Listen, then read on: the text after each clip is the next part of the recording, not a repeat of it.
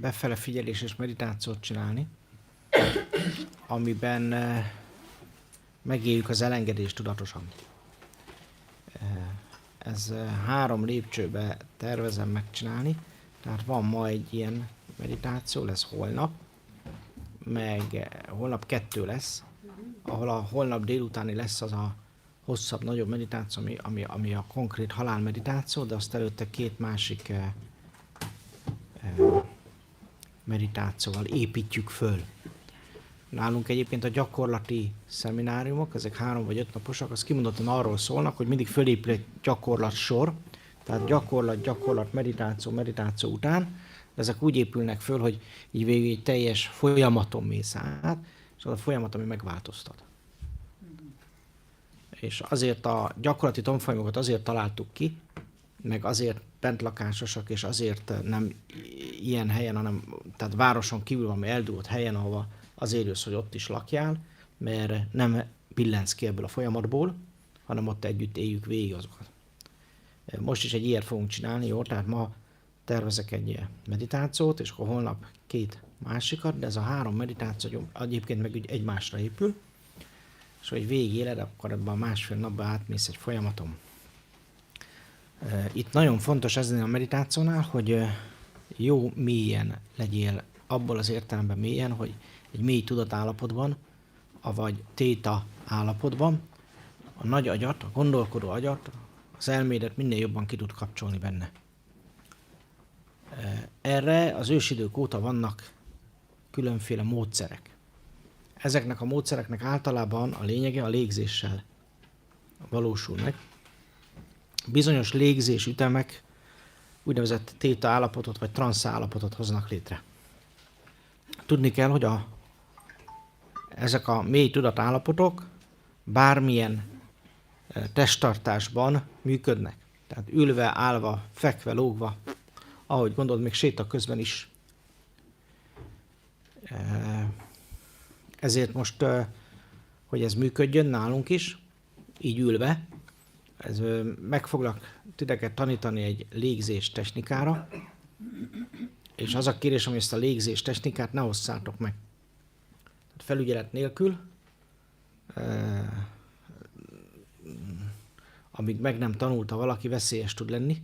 Tehát ha te megosztod valaki mással mondjuk ezt a videót, akkor őt veszélyezteted, mert lehet, hogy ő nem jól alkalmazza, vagy nem jól csinálja, és akkor csak baj lesz belőle. Jó, most mi itt vagyunk, figyelünk rátok, felügyelünk titeket, úgymond. Tehát nem lehet baj belőle. Meg itt bent vagytok egy ilyen energetikába. Nem csak energetikát építünk ilyenkor, hanem egy erőteret is föl, az is véd. És lehet, hogy te minket kettőnket látsz, de azért van 1-2 segítőnk még itt, aki dolgozik, tehát higgyétek el, ez nagyon azért mondom, hogy vannak dolgok, amik összetettebbek, mint aminek látszanak, vagy mint amennyit beszélünk róla. Jó, tehát az a kérésem, hogy a következő etapban meg fogunk tanulni egy egyszerű légzéstechnikát, amit mi egyébként téta légzésnek hívunk, ez így van levédve. És az a téta légzés, ez egy transz légzés, de a hagyományos orosz típusú transz légzéshez képest ezt pánikbetegek is, meg mindenféle mentális zavarú emberek is tudják használni. Tehát nincs kizárók, egyedül, amit nem ajánlunk, hogy terhesen végezd, ez a légzés, ez... Várandósan. Tehát várandósan, bocsánat. Áldott állapotban.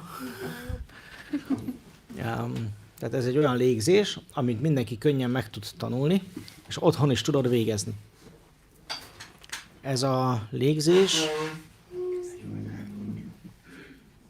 Ez a bevezető. Megy az izi, mondom, jó van. Nem akarunk zavarni, bocsi. Ez a légzésnek a lényege az, hogy nagyon-nagyon finom légzés után következik be, tehát amikor majd a szokásos módon le fogunk csendesedni, becsukjuk a szemünket. Figyelünk egy picit a légzésre, majd ellazítjuk az állkapcsot, ellazítjuk a szemizmokat, és amikor ez megtörtént, ellazultunk, akkor egy nagyon finom légzéssel lélegzünk. Ugye, aki volt már itt, azt tudja, ki az, aki most van itt először? Nem, te másodszor vagy, mert voltál szombaton is. Jó, de nagyon jó.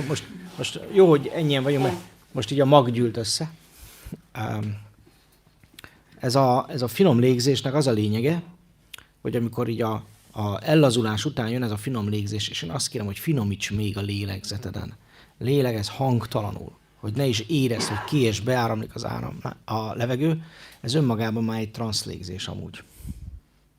Ez a finom légzés akkor áll elő, és akkor valósul meg spontán a testedben, amikor mély téta állapotban vagy. És amikor viszont tudatosan visszük be magunkat ebbe az állapotba, tehát tudatosan lélegzünk hangtalanul és érezhetetlenül finoman, azzal tulajdonképpen egy nagyon mély téta állapotba kerülünk. Kérdésem, ki az, akinek már sikerült úgy megcsinálni ezt a légzést, hogy nem érezte, hogy lélegzik?